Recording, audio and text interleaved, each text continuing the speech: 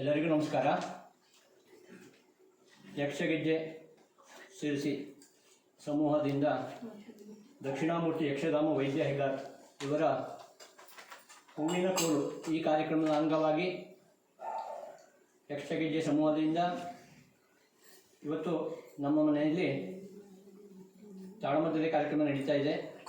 ಈ ತಾಳಮದ್ದಲೆ ಕಾರ್ಯಕ್ರಮಕ್ಕೆ ಯಕ್ಷಗೆಜ್ಜೆಯರು ವಾರಿ ನಿರ್ಮಲಾ ಹೆಗಡೆಯವರು ನಮ್ಮ ಜೊತೆಗೆ ಇದ್ದಾರೆ. ಅವರಿಗೆ ಹುತ್ಗಾರ್ ರಾಮಚಂದ್ರ ಸುಬ್ರಾಯ ಭಟ್ ಹುತ್ಗಾರ್ ಹಾಗೂ ರವೀಂದ್ರ ಸುಬ್ರಾಯ ಭಟ್ ಹುತ್ಗಾರ್ ಕುಟುಂಬದಿಂದ ಸ್ವಾಗತ ಸುಸ್ವಾಗತ. ಅಲ್ಲದೆ ಭಾಗವತರಾಗಿ ಶ್ರೀಮನ್ ಗಜಾನ್ ಭಟ್ ತುಳಗೇರಿ ಇವರು ನಮ್ಮ ಜೊತೆ ಇದ್ದಾರೆ. ಅವರಿಗೂ ಸ್ವಾಗತ ಸುಸ್ವಾಗತ.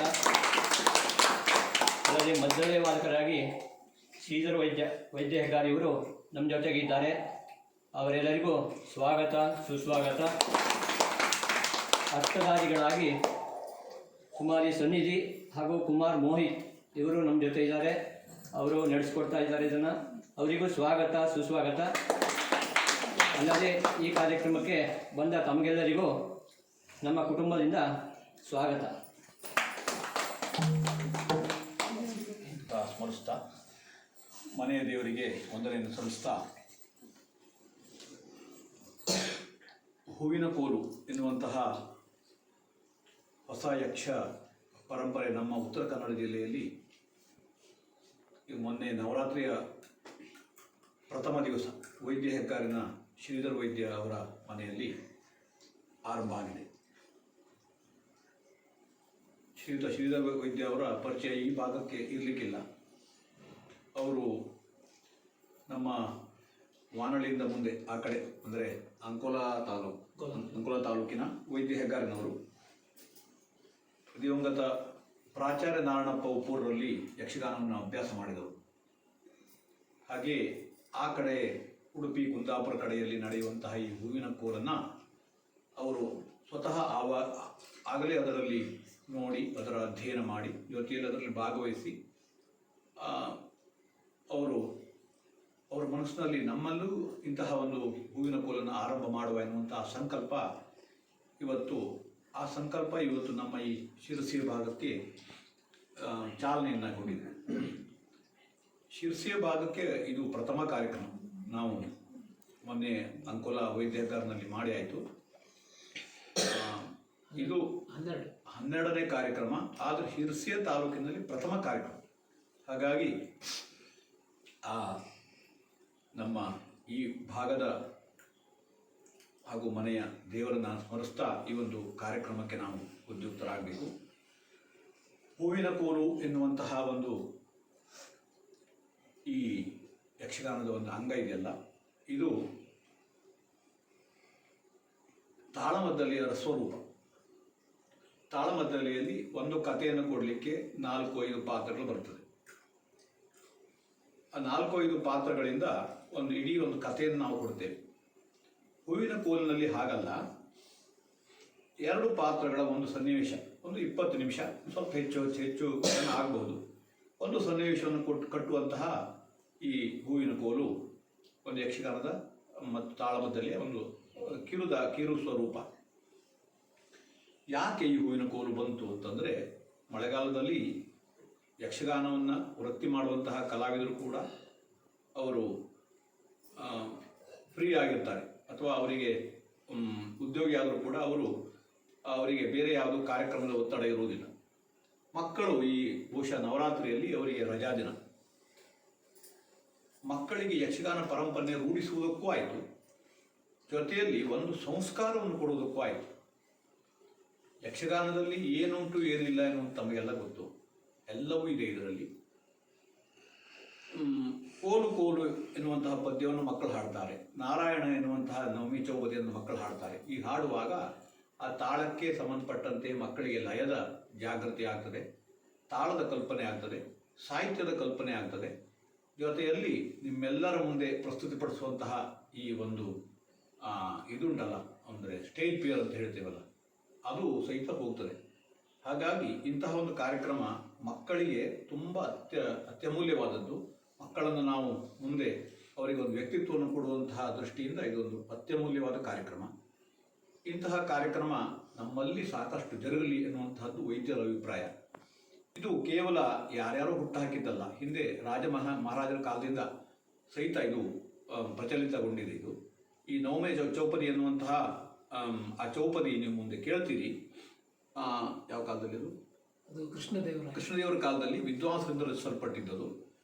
ಹಾಗಾಗಿ ಆ ಒಂದು ನವಮಿ ಚೌಪದಿಯನ್ನು ನೀವು ಒಂದ್ಸಲ ಕೇಳಿ.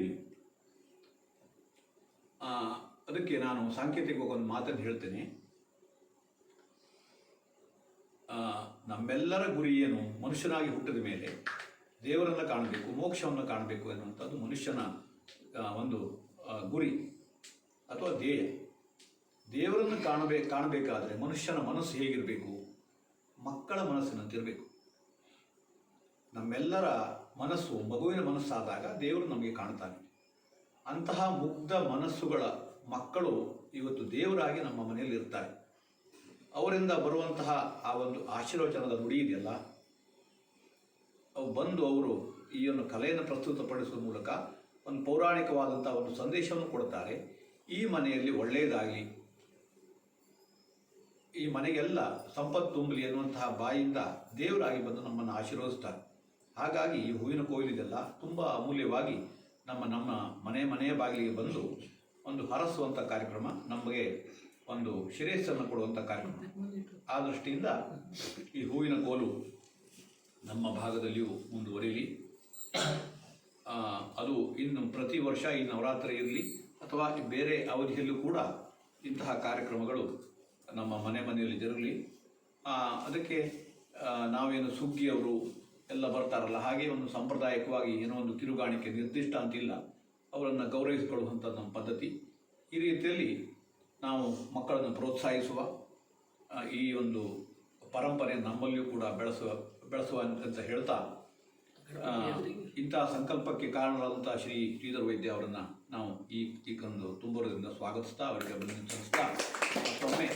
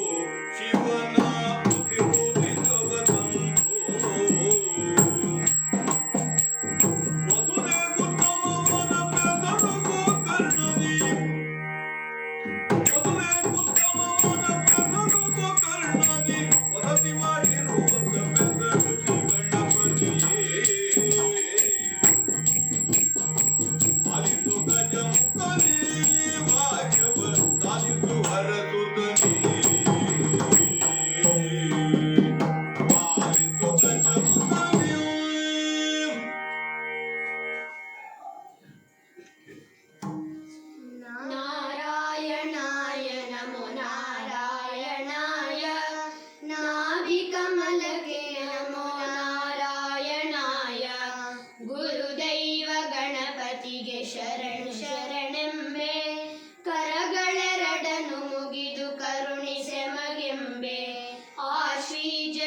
ಶುದ್ಧ ಮಾನವಮಿ ಬರಲೆಂದು ಶಾಶ್ವತದಿ ಹರಸಿದೆವು ಬಾಲಕರು ಬಂದು ಈಶ ನಿಮಗತ್ಯಧಿಕ ಸುಖವ ಕೊಡಲೆಂದು ಲೇಸಾಗಿ ಹರಸಿದೆವು ಬಾಲಕರು ಬಂದು ಧನ ಕನಕ ವಸ್ತು ವಾಹನವಾಗಲೆಂದು ಕನಕದಂಡಿಗೆ ಚೌರಿ ನಿಮಗಾಗಲೆಂದು ದಿನ ದಿನಕ್ಕೆ ರಾಜ ಮನ್ನಣೆ ಹೆಚ್ಚಲೆಂದು ಅನುದಿನವೂ ಹರಸಿದೆವು ಬಾಲಕರು ಬಂದು.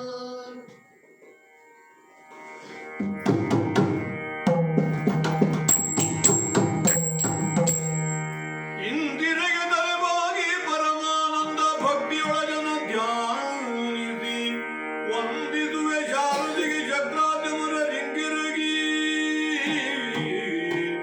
ನಾಂದಿಯೊಳುವರ ವ್ಯಾಸ ಮುನಿಪದ ದ್ವಂದ್ವ ಕಾನತನಾಗಿ ಕವಿಗಳ ತೊಂದಣಿಗೆ ಬರಬಂದು ಪೇಳುವೆ ನೀರಾಮ ಕಥಾಮೃತವ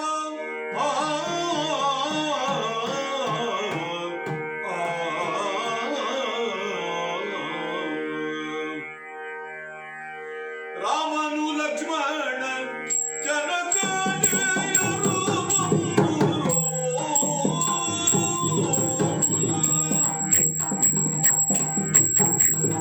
ರಾಮನು ಲಕ್ಷ್ಮಣ ಜನಕನೆಯರು ಬಂದ ರಾಮದೊಳಗೆ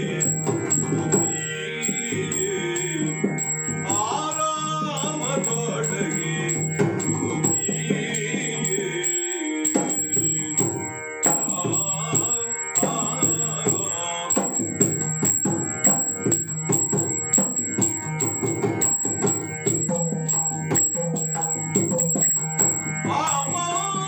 ಚಿತ್ರಕೂಟದೊಳು ಎಲೆ ಮನೆಯಲಿ ಆಮ ಚಿತ್ರಕೂಟದೊಳು ಎಲೆ ಮನೆಯಲಿ ಕೇಮವ ಕುಳಿರಿರೆಲು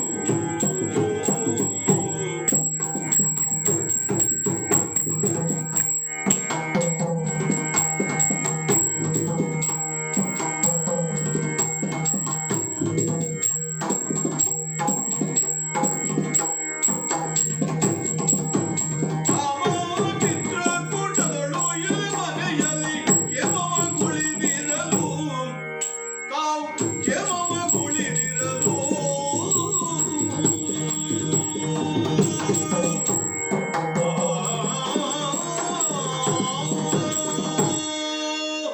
ಪಿತೃವಾಕ್ಯ ಪರಿಪಾಲನಾಗಿ ಕಾಡಿಗೆ ಹೊರಡುವಾಗ ಜೊತೆಗೆ ಉಳಿದವರು ಸೀತೆ ಲಕ್ಷ್ಮಣ. ತಂದೆ ರಾಮ ರಾಮ ಎಂದು ಕೂಗುತ್ತಿದ್ದರೂ ಕಿವಿಯನ್ನು ಕಿವಿಯೊಡಾಗಿಸಿ ಅಯೋಧ್ಯೆಗೆ ಬೆನ್ನು ಹಾಕಿ ಬಂದವನು ನಾನು. ಆಗ ಅಯೋಧ್ಯೆಯೇ ಕಣ್ಣೀರುಡುತ್ತಾ ನನ್ನನ್ನು ಹಿಂಬಾಲಿಸಿ ಬಂದಿತು. ಆಗ ಅಲ್ಲಿಂದ ನಾವು ಚಿತ್ರಕೂಟಕ್ಕೆ ಬಂದವರು. ಚಿತ್ರಕೂಟಕ್ಕೆ ಬಂದ ತಕ್ಷಣವೇ ತಮ್ಮನಾದ ಲಕ್ಷ್ಮಣನು ಮರವನ್ನು ಏರಿದವನು. ಅಣ್ಣ, ಭರತನು ಅಯೋಧ್ಯ ಸೇನೆಯೊಂದಿಗೆ ಚಿತ್ರಕೂಟಕ್ಕೆ ಬರುತ್ತಿದ್ದಾನೆ ಎಂದು ಹೇಳಿದನು. ಆತನನ್ನು ಸಮಾಧಾನಗೊಳಿಸಿದ್ದೇನೆ. ಬರುವ ಭರತನ ಉದ್ದೇಶ ಏನು ಎಂದು ಕೇಳುವ ಕರ್ತವ್ಯ ನನ್ನದು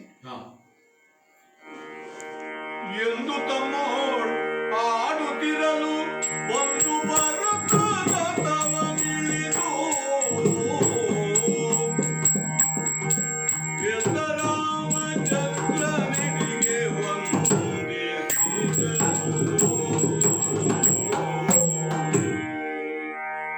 ಸಂಭ್ರಮವೇ ಸುರಿಯುತ್ತಿದ್ದ ಅಯೋಧ್ಯೆ ಇಂದು ದುಃಖದ ಬೀಡಾಗಿದೆ. ತಂದೆಯವರು ಕಾಲವಾದರೂ ಅಣ್ಣ ರಾಮಚಂದ್ರ, ಅತ್ತಿಗೆ ಸೀತೆ, ಅನುಜ ಲಕ್ಷ್ಮಣನ ಸಹಿತ ವನವಾಸಕ್ಕೆ ಹೋದ. ಇದಕ್ಕೆಲ್ಲ ಕಾರಣರಾದ ತಾಯಿ ಕೈಕೇಯಿ ಬದುಕಿರಬಾರದು. ಇದೋ ಇವಳನ್ನು ಮುಗಿಸುತ್ತೇನೆ. ಛೇ, ಹೆತ್ತ ತಾಯಿಯನ್ನು ಕಡಿಯಬಾರದೆಂದು ಗುರುಗಳು ಬುದ್ಧಿ ಹೇಳಿದರು. ಇಷ್ಟು ಪ್ರಕರಣ ಆದ ಮೇಲೆ ನಾನೇಕಿರಬೇಕು ಎಂದು ಇರಿದುಕೊಳ್ಳಲು ಹೋದಾಗ ಕರ್ತವ್ಯ ನೆನಪಿಸಿದರು. ಅವರ ಅಣತಿಯಂತೆ ತೈಲಕಟಾಹದಲ್ಲಿದ್ದ ತಂದೆಯವರ ದೇಹಕ್ಕೆ ಅಂತ್ಯಕ್ರಿಯೆಯನ್ನು ಮುಗಿಸಿದ್ದೇನೆ. ನಂತರದಲ್ಲಿ ಪ್ರಜಾಜನರನ್ನು ಸೇರಿಸಿ ಅವರೆಲ್ಲರೂ ಇದ್ದೇನೆ. ಏನಾಗಿದೆಯೋ ಅದನ್ನು ತಿದ್ದಲು ಸಾಧ್ಯವಿಲ್ಲ. ಆದರೆ ಯಾರು ಬದುಕಿದ್ದಾರೋ ಅವರು ತಿದ್ದಿಕೊಳ್ಳಬಹುದು. ಮಂಥರೆಯ ಮಾತು ಕೇಳಿ ತಾನು ತಪ್ಪು ಮಾಡಿದೆ ಎಂದು ತಾಯಿ ಕೈಕೇಯಿ ಹೇಳುತ್ತಿದ್ದರು. ಮಾಡಿದ್ದಾಳೆ. ಅವಳ ತಪ್ಪು ಅವಳಿಗೆ ಅರಿವಾಗಿದೆ. ನಮ್ಮ ಪರಂಪರೆಯಂತೆ ತಂದೆ ಹೇಳಿದ ನಂತರ ಪಟ್ಟ ಹಿರಿಯ ಮಗನಿಗೆ ಅಯೋಧ್ಯೆಯ ಒಡೆತನ ಶ್ರೀರಾಮನದೇ, ಅದಕ್ಕೆರಡನೆಯ ಮಾತೇ ಇಲ್ಲ. ನಾನು ಕನಸಿನಲ್ಲಿಯೂ ಸಾಕೇತದ ಪಟ್ಟವನ್ನು ಬಯಸಿದವನಲ್ಲ. ಸರಿಯಾಗಿ ಕೇಳಿ, ನಾನೀಗ ಅಣ್ಣನ ಹಾದಿಯಲ್ಲಿ ಅಡವಿಗೆ ಹೊರಟಿದ್ದೇನೆ. ಯಾರೆಲ್ಲ ಬರುತ್ತೀರೋ ಅವರೆಲ್ಲ ಬರಬಹುದು. ತಾಯಂದಿರೆಲ್ಲ ಸಿದ್ಧರಾಗಿದ್ದಾರೆ. ಗುರುಗಳಾದ ವಸಿಷ್ಠರು ವಾಮದೇವರು ಬರುತ್ತಿದ್ದಾರೆ. ಪುರದ ರಕ್ಷಣೆಯ ಹೊಣೆ ಶತ್ರುಘ್ನದ್ದು. ಏಳಿ ಹೊರಡೋಣ. ಇಷ್ಟು ಹೇಳಿದಾಗ ಹೊರಟವರೆಲ್ಲರನ್ನೂ ರಥವನ್ನೇರಿಕೊಂಡು ಚಿತ್ರಕೂಟ ಪ್ರದೇಶದತ್ತ ಬಂದಿದ್ದೇನೆ. ಸ್ವಲ್ಪ ದೂರದಲ್ಲಿಯೇ ರಥವನ್ನು ನಿಲ್ಲಿಸಿ ಅದೋ ನನ್ನ ನಿರೀಕ್ಷೆಯಂತೆ ಅಣ್ಣನ ಬಳಿ ಸಾಗುತ್ತೇನೆ. ಅಣ್ಣ ರಾಮಚಂದ್ರ, ಬಂಧಿಸಿಕೊಂಡಿದ್ದೇನೆ. ಭರತ, ಬಂದೆಯ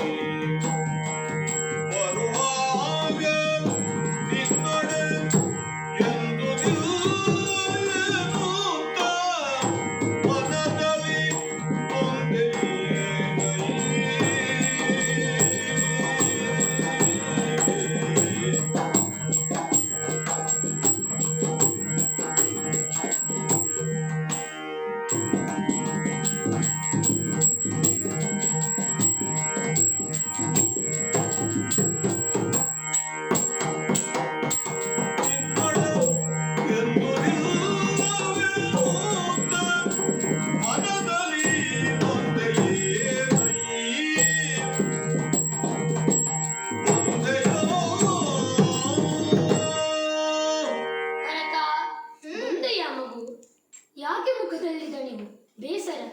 ಅಂದು ನಾನು ಬರುವಾಗ ನನಗೆ ಹೇಳದೆ ಬಂದೆ. ಹೌದು, ಅನಿವಾರ್ಯವಾಯಿತು.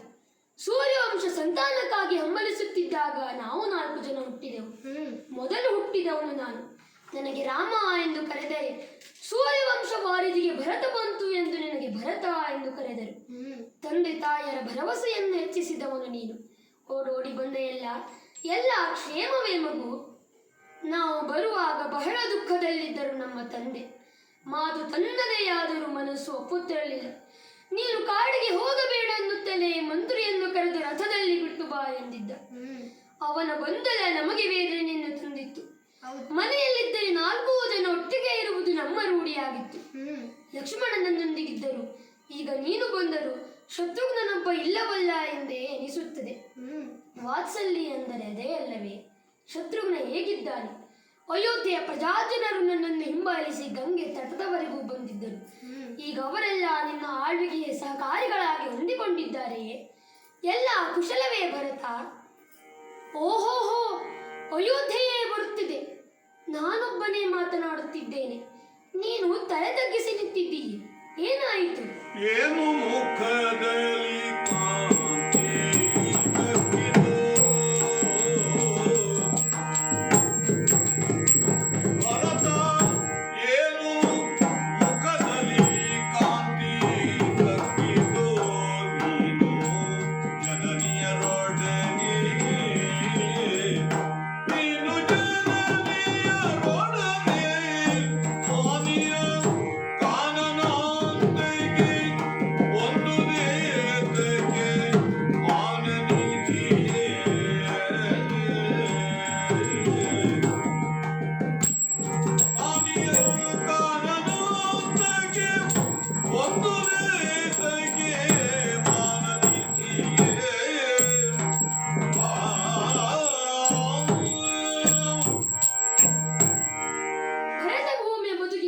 ಜೀವನವೇ ಮಾನದಂಡ.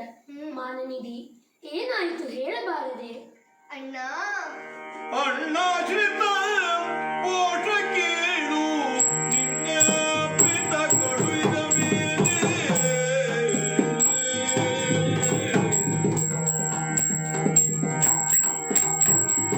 ಅಣ್ಣಾಶ್ರಿತ ಪೋಷ ಕೇಳು ಅಣ್ಣಾಶ್ರಿತ ಪೋಷ ಕೇಳು ನಿನ್ನ ಪಿತ ಕೊಡುವಿದ ಮೇಲೆ ಅಣ್ಣ ಅನ್ನ ಉಣ್ಣದೆಂಟು ದಿನಕ್ಕೆ ಇನ್ನು ನಾನು ಹೇಳಬೇಕೇ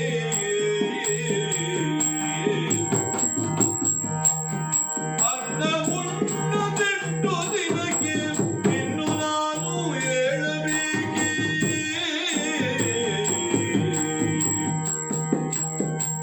ಅಣ್ಣಾಶ್ರಿತ ಪೋಷ ಕೇಳು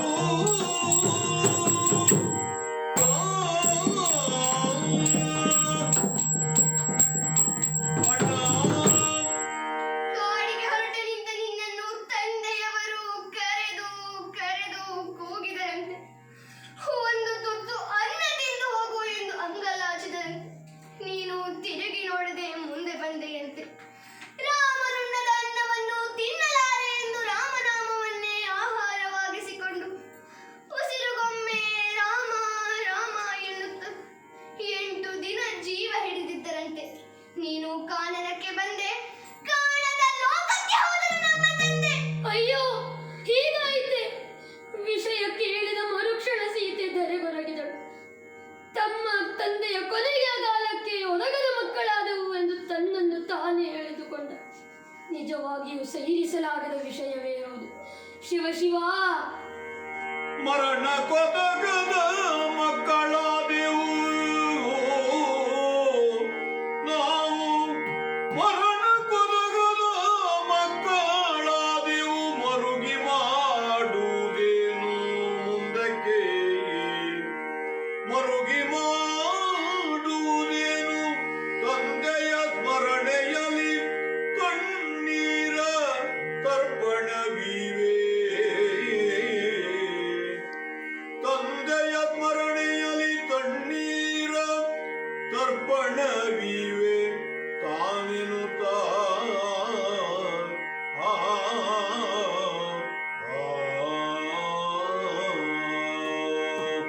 ತಂದೆಯ ಮರಣ ನಮ್ಮೆಲ್ಲರಿಗೂ ದುಃಖದ ಸಂಗತಿ.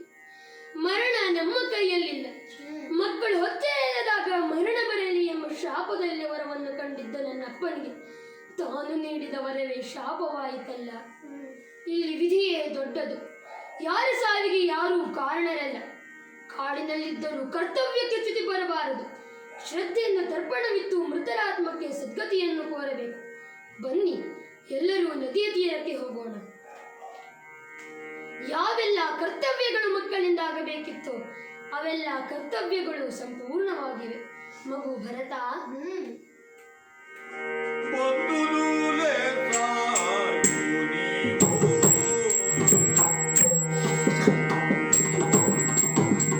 ಬಂದುಲೇ ಸಾಯು ನೀವು ಈಗಾದ ಮೇಲೆ ಒಂದು ಮಾಡುವುದಿನ್ನೇನು ನಾವು ಈಗಾದ ಮೇಲೆ ಒಂದು ಮಾಡುವುದಿನ್ನೇನು ನಾವು ಎಂದಿಗಾದರೊಂದು ದಿನ ಸಿಕ್ಕ ಈಗೆಯ ನಾಶ ಒಂದನೇ ನಿಲ್ಲದಿರು ಬದ್ದ ಈಗೆಯ ನಾಶ ಒಂದನೇ ನಿಲ್ಲದಿರು ಬದ್ದ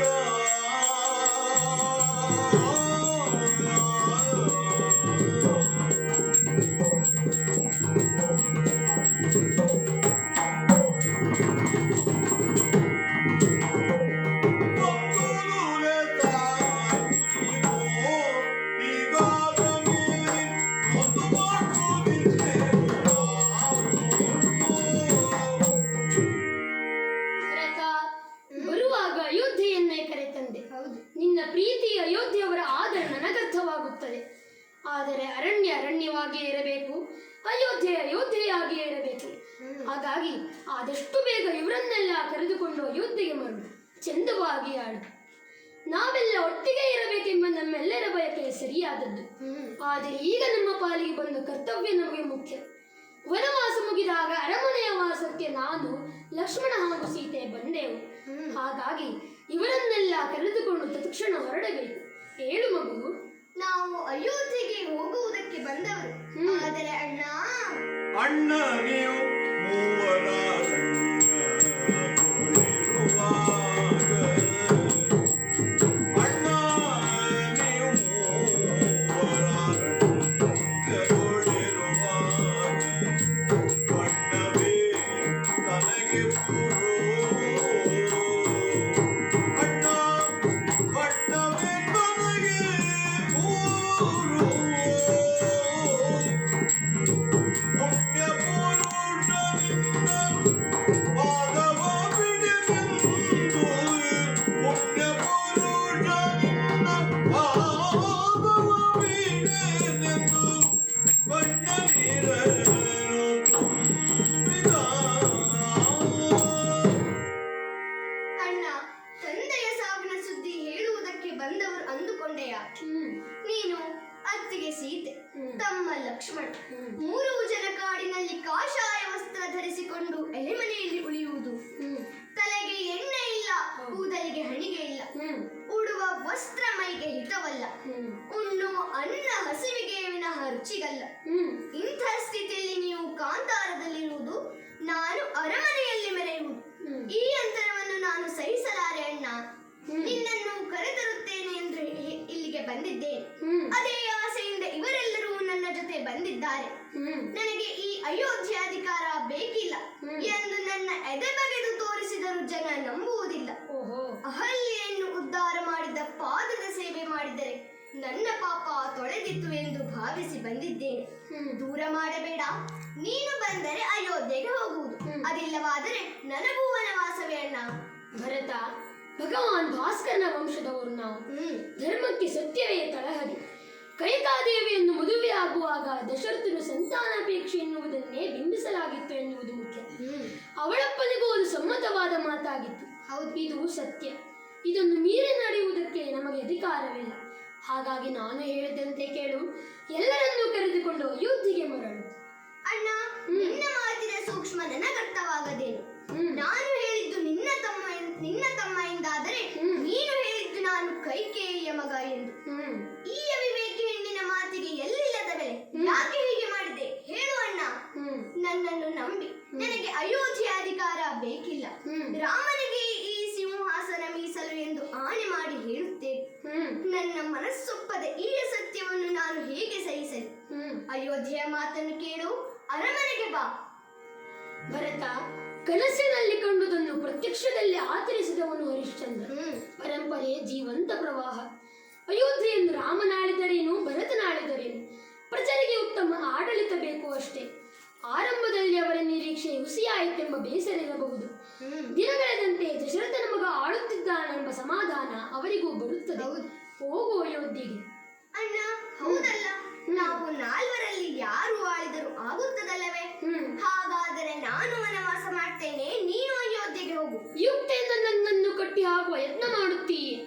ನಾನು ವನವಾಸಕ್ಕೆ ಬರುವುದು, ನೀನು ಪಟ್ಟವೇರುವುದು ನಿರ್ಣಯವಾದದ್ದು ನಮ್ಮ ತಂದೆಯವರು ಇರುವಾಗ. ಈಗ ಅವರು ಇಲ್ಲಿಲ್ಲ. ಧರ್ಮವನ್ನು ಆಚರಿಸುವಾಗ ಸತ್ಯದ ಮರ್ಮವನ್ನು ತಿಳಿದುಕೊಳ್ಳಬೇಕು. ಅರಣ್ಯಕ್ಕೆ ಹೋಗುತ್ತೇನೆ ಎಂದು ಅಪ್ಪನಿಗೆ ಹೇಳಿ ಬಂದವನು ನಾನು. ಆ ಮಾತು ಮೀರಿದರೆ ಅಪ್ಪನಿಗೆ ಕೊಟ್ಟ ಮಾತಿಗೆ ಏನು ಬೆಲೆ? ಸುಮ್ಮನೆ ಹಠ ಮಾಡಬೇಡ. ಆಳುವುದಕ್ಕೆ ಬೇಕಾದ ಎಲ್ಲ ಅರ್ಹತೆಗಳು ನಿನಗಿದೆ. ಇದು ನಿನ್ನ ಬಯಕೆಯಲ್ಲ, ಆದರೆ ನಿನ್ನ ಕರ್ತವ್ಯ. ಅಣ್ಣ, ಪಿತನ ವಾಕ್ಯ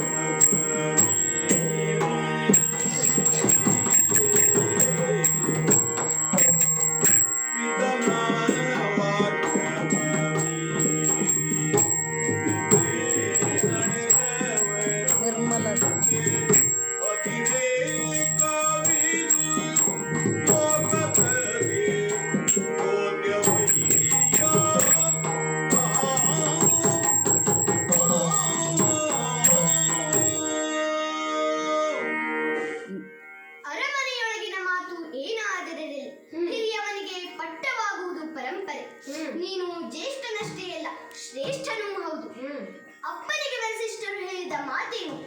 ಲೌಕಿಕದಲ್ಲಿ ರಾಮ ನಿನ್ನ ಮಗ, ಆದರೆ ಅವನು ಲೋಕೋತ್ತರ ಗುಣ ಸಾಮರ್ಥ್ಯಗಳನ್ನು ಹೊಂದಿದವನು. ಆದ್ದರಿಂದ ನೀನು ಆಳುವುದಕ್ಕೆ ಹೆಚ್ಚಿನ ಅರ್ಹತೆಗಳನ್ನು ಗಳಿಸಿದವನು. ರಾಮನಿಗೆ ಚಕ್ರವರ್ತಿ ಪೀಠ ಸ್ವಯಾರ್ಜಿತ, ಪರಂಪರೆಯ ಹಂಗಿಲ್ಲದೆ ಆಳುವ ಅಧಿಕಾರ ನಿನ್ನದು. ನೀನು ಪ್ರೀತಿಯ ಒತ್ತಾಯದಿಂದ ಕತ್ತು ಹಿಚಕಬೇಡ. ನೀನಿನ್ನು ಹಠ ಮಾಡಿದರೆ ನಾನು ಅಪ್ಪನಿಂದಲೇ ಹೋಗಿ ಕೇಳಿ ಏನು ಅಯೋಧ್ಯೆಗಂತೂ ಹೋಗಲಾರೆ. ಕೈಕೇಯಿಯ ಮಗನಿಗೆ ಅಲ್ಲಿ ಗೌರವವಿಲ್ಲ ಅಣ್ಣ. ಭರತ, ಕೈಕೇಯಿಯ ಮಗನೆಂದು ಮತ್ತೆ ಮತ್ತೆ ಹೇಳುವುದೇಕೆ? ನನ್ನ ತಮ್ಮನೇ ಹೌದಲ್ಲವೇ? ಅವಕಾಶ ಕೊಟ್ಟರೆ ಎಷ್ಟು ಮಾತನಾಡುತ್ತೀಯೆ. ಇಂತಹ ವಾದದಿಂದ ಬದುಕನ್ನು ಗೆಲ್ಲಲಾಗುವುದಿಲ್ಲ ಮಗು. ನನಗೆ ವನವಾಸ ಹೇಗೆ ಕರ್ತವ್ಯವೋ ನಿನಗೆ ಆಳ್ವಿಕೆ ಕರ್ತವ್ಯ. ಈಗ ಅಯೋಧ್ಯೆ ನಿನ್ನ ಸೊತ್ತು, ಅದನ್ನು ನೀನೇ ಆಳಬೇಕು. ಆಯ್ತು ಅಣ್ಣ, ಅಯೋಧ್ಯೆಯ ಅಧಿಕಾರ ನನ್ನದೇ ಎಂದು ಒಪ್ಪುತ್ತೇನೆ. ಇದು ನನ್ನ ತಮ್ಮನ ಮಾತು. ನೀನು ಒಳ್ಳೆಯವನು ಅಣ್ಣ. ಅಯೋಧ್ಯೆ ಅರಸನಾಗಿ ನಿನಗೆ ಪಟ್ಟವನ್ನೇರು ಎಂದು ಆಜ್ಞೆ ಮಾಡುವುದಿಲ್ಲ. ನನ್ನದಾದ ಅಯೋಧ್ಯೆಯ ಅರಸೊತ್ತಿಗೆಯನ್ನು ನಿನ್ನ ಪಾದದಲ್ಲಿ ಹಾಕಿದ್ದೆ. ಈ ಅವಕಾಶವಾದರೂ ನನಗಿದೆಯಲ್ಲ ಅಣ್ಣ, ಇದನ್ನು ಅಲ್ಲಗಳೆಯಬೇಡ. ಅರಮನೆಯ ಅಧಿಕಾರದ ಪರಿಧಿಯಿಂದ ಈಚೆ ಬಂದು ಮಾತನಾಡುತ್ತಿದ್ದೇವೆ. ನಾನು ಜ್ಯೇಷ್ಠ, ನಾನೇ ಶ್ರೇಷ್ಠ ಎಂದು ನೀನೊಪ್ಪಿದ ಮೇಲೆ ನನ್ನ ಮಾತನ್ನು ನಡೆಸಬೇಕು. ನನ್ನ ತಮ್ಮನೇ ಹೋದಾದರೆ ಇನ್ನೊಂದು ಮಾತಿಲ್ಲದೆ ಹೋಗ ಅಯೋಧ್ಯೆಯನ್ನು ಆಳು. ಆಯ್ತು ಅಣ್ಣ, ನೀನೆಂದಂತೆ ಅಯೋಧ್ಯೆಗೆ ಹೋಗುತ್ತೇನೆ. ಸರಿ. ಅಯೋಧ್ಯೆಯ ಆಡಳಿತವನ್ನು ನಡೆಸುತ್ತೇನೆ. ಸರಿ. ಒಮ್ಮೆ ಒಂದೇ ಬಾರಿ ಅಯೋಧ್ಯೆ ನನ್ನದು ಎಂದು ನೀನು ಹೇಳಬೇಕು. ಆಯ್ತಪ್ಪ, ಅಯೋಧ್ಯೆ ನನ್ನದು. ಸಮಾಧಾನವಾಯಿತೆ. ಈಗ ಏನು ಕೇಳಿದರೂ ಕೊಟ್ಟೇನು. ಆಯ್ತು, ಸಂತೋಷವಾಯಿತು. ರಾಮನ ಅಯೋಧ್ಯೆಯನ್ನು ಭರತನಾಡುತ್ತಾನೆ. ಸರಿ. ಭರತನಾಡುವುದು ಅಯೋಧ್ಯೆಯನ್ನಲ್ಲ, ರಾಮರಾಜ್ಯವನ್ನು. ಓಹೋ, ಏನು ಕೇಳಿದರೂ ಕೊಡ್ತೀಯಲ್ಲ. ಒಂದು ಬೆನ್ನ ಇದೆ ಅಣ್ಣ. ಆದರೊಂದಿಗೆ ಭಿನ್ನಃ ಜಯದಿ ನಿನ್ನ ಪಾದುಕೆ ಕೊಡು ರಾಘವ. ಜಯದಿ ನಿನ್ನ ಪಾದುಕೆ ಕೊಡು ರಾಘವ. ಆದರಿಸಿ ತವ ಸೇವೆಯೊಂದೇ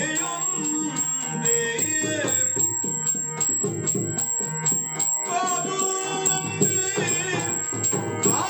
ನಂಬಿ ಗ್ರಾಮದೊಳಗೆ ಸಾಧನೈಷನಕ್ಕಾಗಿ ಕಾಲವ ಕಾಲಿರುವೆ ಬರದಿರಲು ಕಾಯುವೆ. ಆದರೊಂದಿಗೆ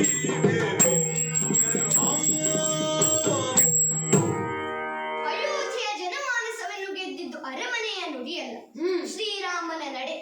ಆ ನಡೆ ನನ್ನ ನಿತ್ಯ ನೆನಪಾಗಬೇಕು. ಪ್ರತಿ ಕ್ಷಣ ಆರಾಧನೆಯಾಗಬೇಕು. ನಿನ್ನನ್ನು ಕರೆದುಕೊಂಡಲು ಹೋಗಲು ಅರಸನಿಗೆ ಇರಬೇಕಾದ ಆಭರಣಗಳನ್ನೆಲ್ಲ ತಂದಿದ್ದೆ. ಅವುಗಳಲ್ಲಿ ಸ್ವರ್ಣದ ಪಾದುಕೆಗಳು ಇವೆ. ಒಂದು ಕ್ಷಣ ಅವುಗಳಿಗೆ ನಿನ್ನ ಪಾದವನ್ನು ತಾಗಿಸು, ಅದು ನನಗೆ ಪ್ರಸಾದ. ನೀನು ಕಾಲ ತುದಿಯಲ್ಲಿ ತೋರಿದ್ದನ್ನು ತಲೆಯ ಮೇಲೆ ಹೊತ್ತು ನಡೆಯುತ್ತೇನೆ. ಅಧಿಕಾರವಲ್ಲ ಅಣ್ಣ, ಅದು ಸೇವೆ. ಅರಮನೆಯನ್ನು ಪ್ರವೇಶಿಸದೆ ನಂದಿ ಗ್ರಾಮದಲ್ಲಿ ಗುಡಿಸಲಿನಲ್ಲಿದ್ದು ಅರಸೊತ್ತಿಗೆಯನ್ನು ನಿರ್ವಹಿಸುತ್ತೇನೆ. ರಾಮನಿಗಿಲ್ಲದ ಯಾವ ವೈಭವವೂ ಅನುಕೂಲವೂ ಬೇಡ. 14 ವರ್ಷದ ದಿನಗಳನ್ನು ಪ್ರತಿದಿನ ಲೆಕ್ಕ ಇಡುತ್ತೇನೆ. ಕೊನೆಯ ದಿನದ ಹಗಲು ಮುಗಿಯುವುದರೊಳಗೆ ನಿನ್ನ ಪಾದ ದರ್ಶನವಾಗಬೇಕು. ಅದಿಲ್ಲವಾದರೆ ಭರತನು ಸೂರ್ಯನೊಂದಿಗೆ ಅಸ್ತಂಗತನಾಗುತ್ತಾನೆ. ಯಾರೂ ಮರೆಯಬೇಡಿ. ಎಂತಹ ತಮ್ಮನಪ್ಪ ನೀನು ಮಗು ಭರತ. ನಿನ್ನ ಆಟವೇ ಗೆದ್ದಿತು. ರಾಮ ಯಾರಿಗೂ ಸೋಲುವವನಲ್ಲ ಎಂದಿದ್ದು ಸರಿಯಾದದ್ದಲ್ಲ. ಒಳ್ಳೆತನದೆದುರು ಸೋಲುತ್ತೇನೆ, ತ್ಯಾಗಗಳೆದುರು ಬಾಗುತ್ತೇನೆ, ಮಾಗಿದವರಿಗೆ ಕೈ ಮುಗಿಯುತ್ತೇನೆ. ರಾಜದಂಡಕ್ಕಿಂತ ಸಂಬಂಧವೇ ದೊಡ್ಡದು ಎಂದೆಯಲ್ಲ. ಕೈಕೇಯಿ ಸುಗರ್ಭೆ, ಆಕೆಯನ್ನು ಬೈಯಬೇಡ. ಆಕೆಯ ಗರ್ಭಾಂಬುದಿಯ ದಿವ್ಯರತ್ನ ನೀನು. ನನ್ನ ಪಾದುಕೆಗಳನ್ನು ಸಿಂಹಾಸನದಲ್ಲಿಟ್ಟು ಆಡುತ್ತೇನೆ ಎಂದೆಯಲ್ಲ. ನನ್ನನ್ನು ಪರೀಕ್ಷೆಗೊಂಡಿದೆ. ಇನ್ನ ಮೇಲೆ ನನ್ನ ನಡೆಯನ್ನು ಲೋಕವನ್ನು ಸೃಷ್ಟಿಸುತ್ತದೆ ಎಂಬ ಎಚ್ಚರಿಕೆಯಲ್ಲೇ ಹೆಚ್ಚಿಡಬೇಕಲ್ಲ ನಾನು. ಬಾ ತಮ್ಮ, ಒಮ್ಮೆ ಅಪ್ಪಿ ಬೀಳ್ಕೊಡುತ್ತೇನೆ. ಅಣ್ಣ,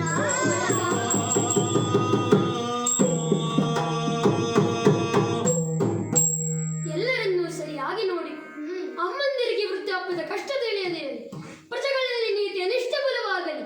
ಅಯೋಧ್ಯೆ ಸಮೃದ್ಧವಾಗಲಿ. ಶ್ರೀರಾಮನಿಗೆ ಜಯವಾಗಲಿ. ಜಯ ಜಯ ಜಯ ಜಯ ಜಯ ಜಯ.